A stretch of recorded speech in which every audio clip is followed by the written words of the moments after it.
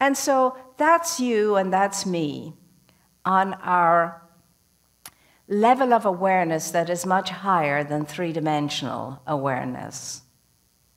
And it's what sustains us and maintains us. It's like when we go into these moments of mindfulness, it's like plugging ourselves in to a force that refuels us, like we plug in electric cars nowadays, like we gas up cars nowadays. And I trust we won't be gassing up cars for too much longer either, that we'll be just plugging in our cars to the natural electricity around us and about us, and in a way that is taking care of Mother Earth. And so, my dear ones, it is the midweek, and you and I are now challenged yet again, and we have to own it, with greater commitment to doing all that we can do to bring about a healing to our world. Now, it just is what it is now, and I'm not going to start judgment around it and so on. But as you know, we're in lockdown again here in LA, while our wonderful neighbors over in New York keep opening up and opening up and opening up, becoming freer and freer in the way they can express themselves in life now. Why? Because they followed protocols, because they followed guidelines, and they had the highest number of cases of COVID in the beginning. And because they tightened their belts and they made the sacrifices, they're now enjoying an easier life. While we, on the other hand, over here in LA, their neighbors, have gone backwards. Okay, so we blew it.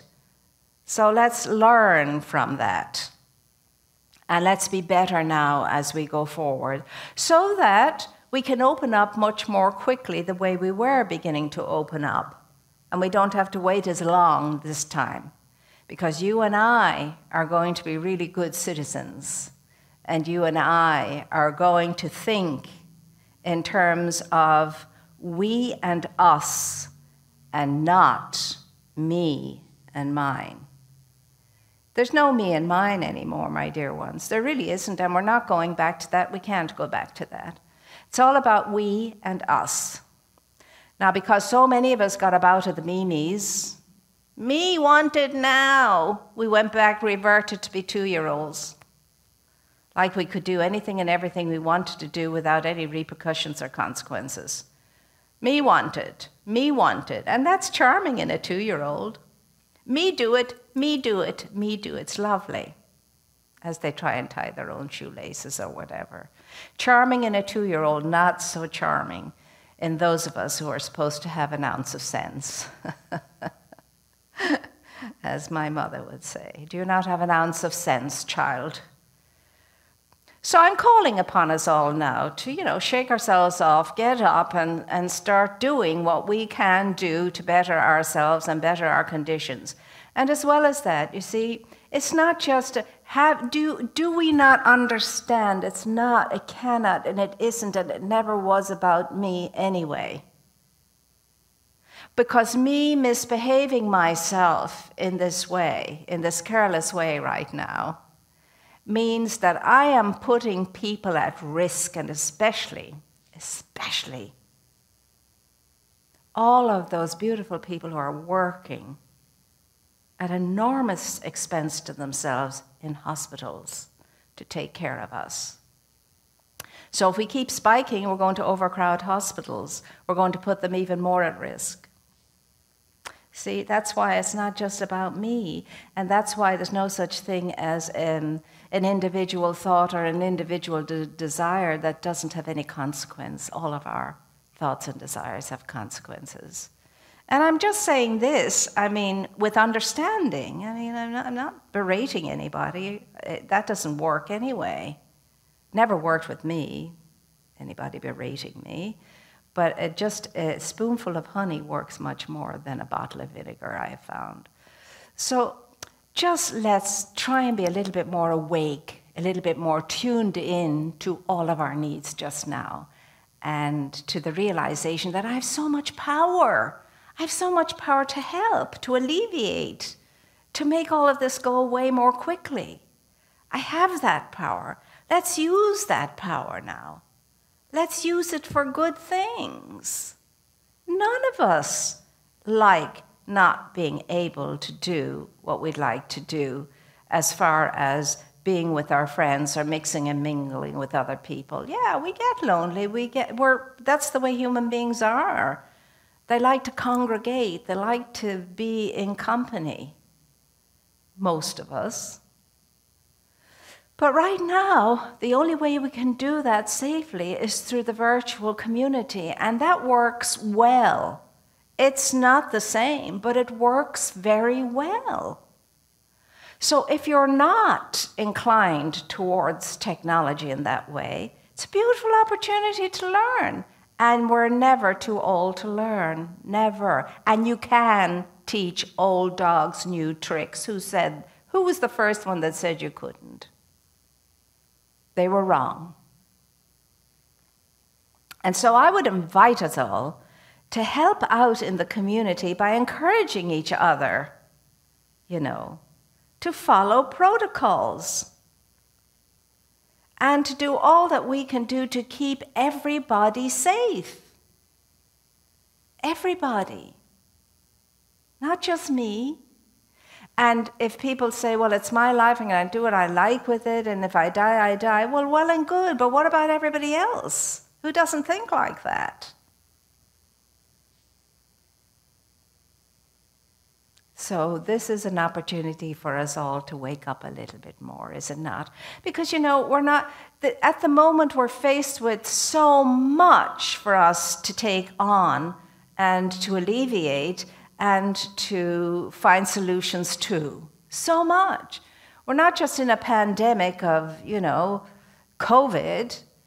We're in this well, you could call it a pandemic too of racism, and we're certainly in a situation, an epidemic of loneliness. There's so many lonely people in our world. And these are just three major things that are right up in our faces right now. And there are all the other subsidiary challenges that we have now too.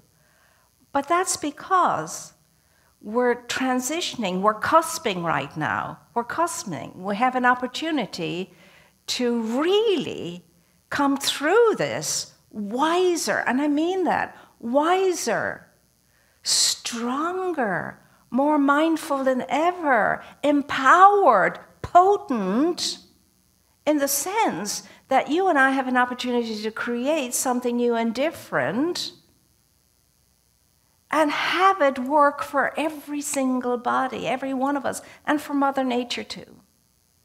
We have that opportunity. We're cusping. We can go either way, of course, but I'm knowing there will be enough of us of sound mind and sound vision to take the cusp in the direction of transformation and betterment and a world that we can live in, that we're very proud of, and a world that we can live in that makes sense. Just makes sense. And you and I have within us a specific power. It's an intuitive power. Some people would call it even a psychic power, but it's not a psychic power. It's a soul power. It's an intuitive power. And that power, you and I, is the one power that we can depend upon, that we can rely upon, and that we can use. We can use for good, because as Ernest Holmes, the founder of Science of Mind and Spirit, says, there's a power for good in the universe that's greater than you are, I am, everything is. And we can use that power. We can use that power. And that power is a soulfulness within us. It's that essence within us. It's that essential continuum, life force within us that's super intelligent. And you and I can draw from that power any time to move through any challenge in our lives, to gain any great good that we so desire to gain, and to have happen any great good we so desire to happen. It's that intuitive knowledge, awareness, and power, force, whatever you want to call it. And it is the ability to know something profoundly without using rational reasoning, intelligent research. It doesn't come to us like that. That intuitive power comes to us immediately, automatically, and instantly, but only when we've learned to hone our skill in being open and receptive to it. It's a very old book I found recently, and oh, here it is behind me. It's not very old, but, you know, in today's world, when everything we want is instant, and it is instant, it makes it old. It's called Metaphysics, New Dimensions of the Mind by Anthony Narvel. And it's out of print now, they tell me, and it was written in the early, I think very early 70s. And I just want to share a few items from it with us to remind us of how potent we are and empowered we are. And he says here in his chapter on, this is on Tap into the Divine Mind Power Currents. And he says here, faith and prayer put you in tune with the divine mind, and that power that reflects throughout the universe is right within you. He says, you always know an older book when you hear it. Man's consciousness is like the earth. It flourishes and flowers only when the sun shines upon its surface, giving it life and motion.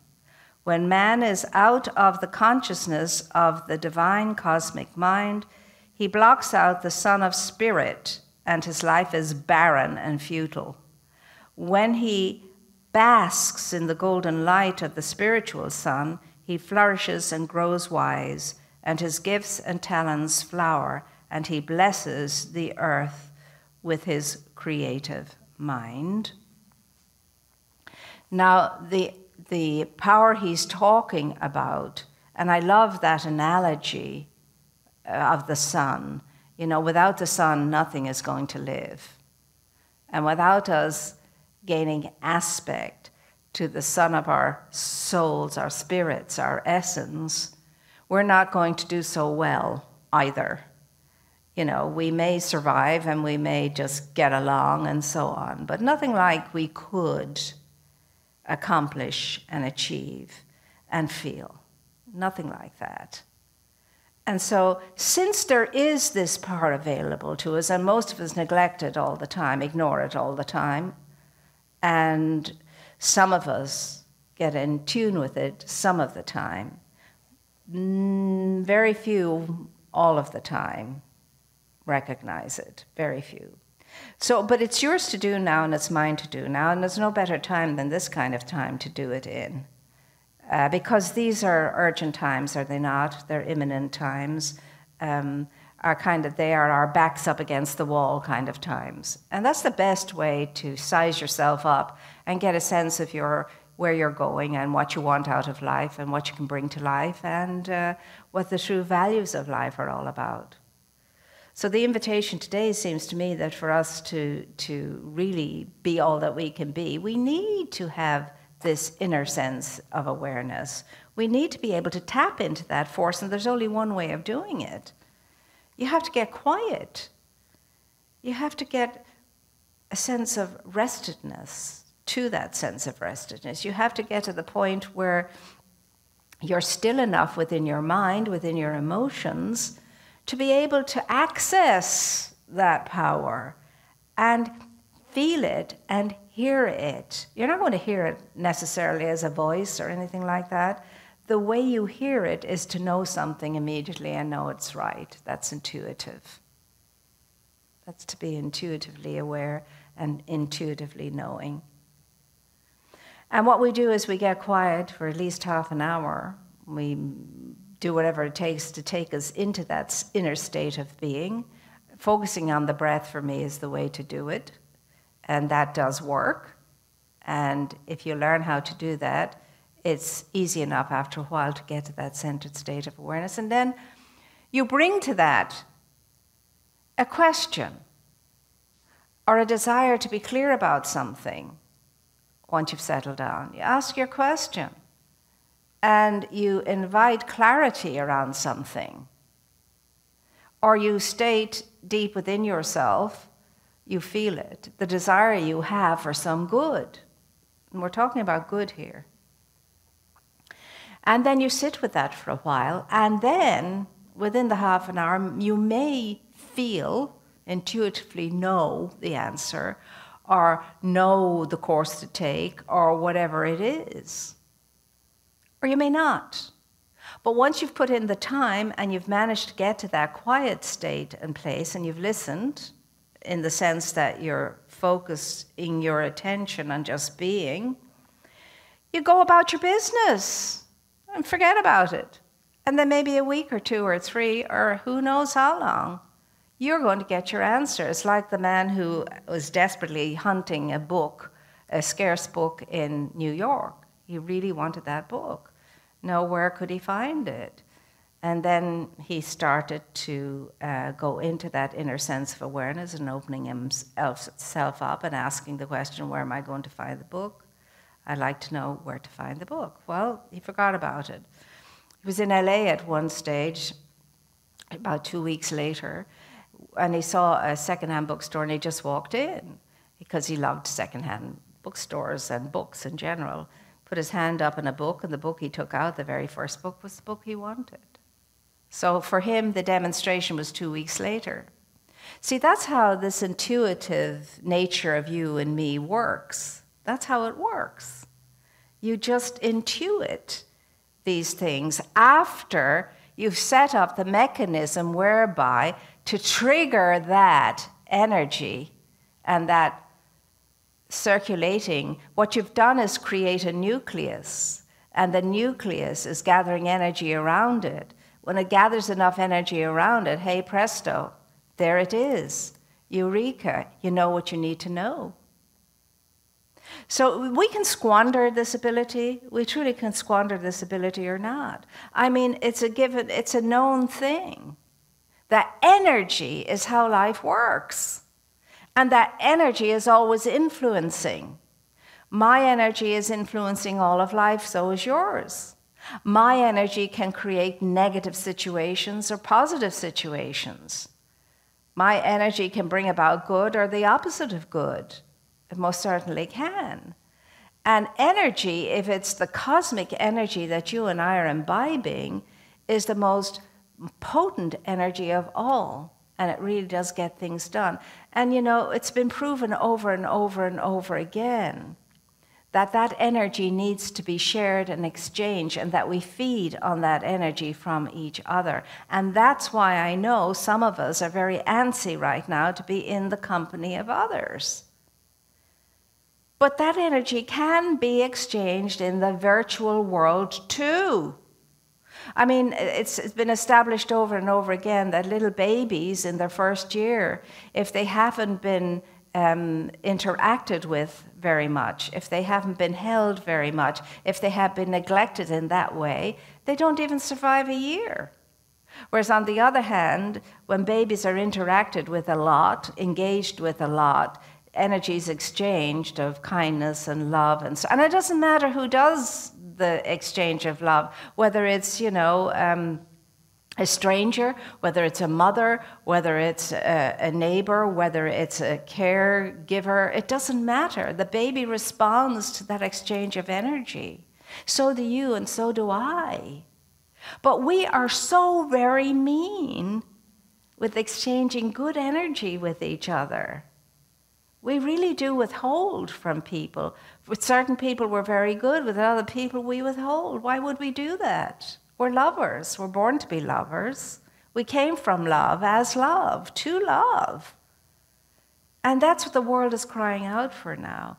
That kind of exchange of that kind of energy, love energy, kindness energy, compassionate energy, caring energy, giving energy, generous energy. That's what we're all now realizing is the true way to heal. It always has been, it is now, and it always will be. There's nothing as healing as love and kindness and goodness and compassion. Nothing. That's why we want to keep all of our beautiful healthcare people in hospitals safe, healthy, and well. Because in the end, they have to be more than doctors and nurses and assistants. They have to be family for people. They have to love people into the next life in many, many cases. It's exhausting in and of itself. It's a saddening thing in and of itself. So it's our duty, it's our responsibility to keep those beautiful, wonderful, courageous people safe by following protocols and behaving ourselves in intelligent, caring ways, so that we don't overtax these beautiful people in their work, in their sacrifice, and that we're not causing harm to anybody else by carelessly and mindlessly wanting not to follow protocols. And on top of that, our carelessness and our mindlessness has closed down again businesses because we didn't know how to follow protocols. Doesn't make sense, does it? But I think it's more a mindless thing, a careless, mindless thing. I'd hate to think it was deliberate. I don't think it was deliberate. I just think it was mindless. Well, let's be awakening now and be more careful and more mindful to love our neighbor more than ourselves right now. More than ourselves right now. To love our neighbor, to love all of life enough to preserve it, to safeguard it, to take care of it, to do what we can to help the mending and the healing and all of that. Let's be kind with the way we speak, with the way we talk to each other, with the way we are. Because none of this shaking fists is going to help anything. It's not good energy, and it's not going to help. None of that's going to help. We're not here to have clenched fists. We're here to have open hands and open hearts. Love will do the deed, said the poet, for with love, stony hearts will bleed. Love is the great converter. Love is the great healer. Love is the great fixer. Love is the great integrator, and only love can do it. Nothing less than that. It's the prescription for us all right now. Gobs of love. That's our prescription right now. That's the RX for good living right now. And you and I are the ones called to it. If we're listening to this, we're the ones called to it. So spread the good news, my dear ones. Be the good news. And do stay connected however you can be connected, virtually. And when it's safe and you can, get out and walk in the sunshine, get out and get some air outside of the home, and do everything you can to preserve your own health and the health of everybody else on this plane too, for we're all interconnected. And so, my dear ones, until we meet again, I'm knowing that we will all have better stories to tell, and we'll be hearing better news of how we're behaving ourselves. And so right now I'm going to get my offering, and I think I put it in my envelope because part of life and living has to do with that, indeed. Well, I may have left it on my desk, as I am prone to do. And anyway, here it is. I know what I'm giving, and it's in my hands right now, and I'm blessing it. And I'm grateful to be able to have something to share. So very grateful indeed. And it goes forth, you know, it really does. Having spiritual communities all over the place is a wonderful thing because it keeps the energy of us all and the communities we're in higher. And it really does do good work. So let's take our gift between our amazing and blessing hands and say, divine love consecrates my gift. It goes forth to heal, to bless, to prosper all those who give and all those who receive. I rejoice in the sharing of my good, and I release my gift with love. And so it is.